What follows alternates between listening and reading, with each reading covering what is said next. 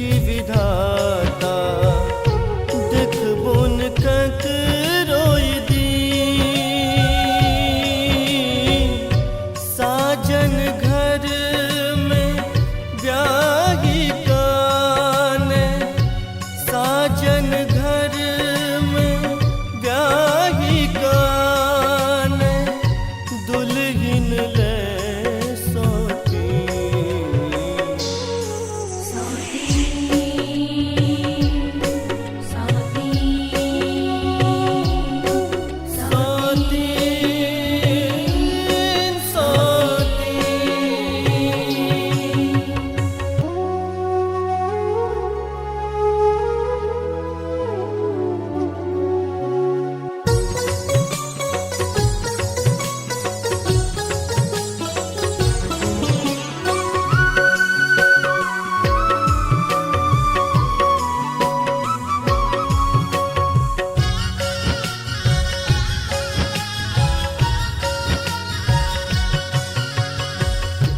ब्याही घर में कलपी रहल छै बेकल मोन बिलखी रहल छै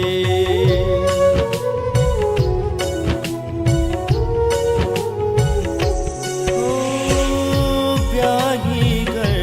में कलपी रहल छै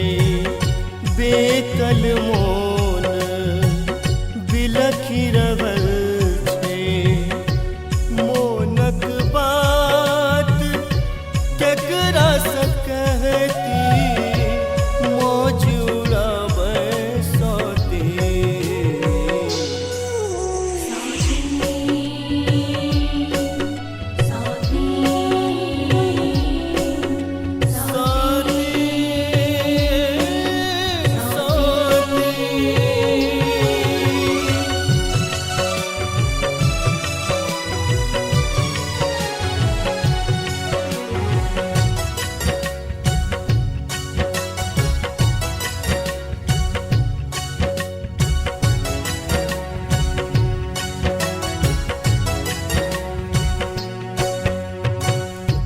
केहन निठुर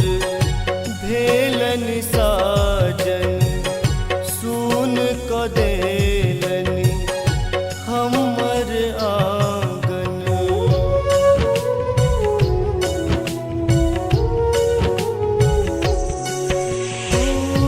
केहन निठुर भेलन साजन सुन क देलन हमर आंगन बाट के जोहीते नैना थाकल प्रीतम केलन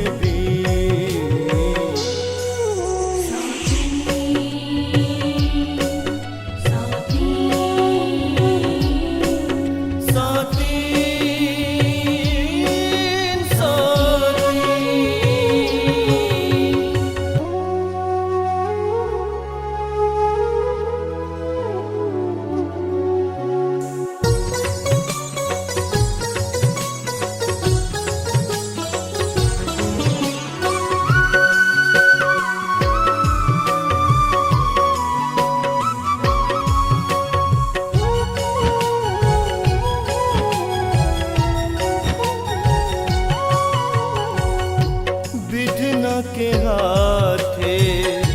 भेल मजबूर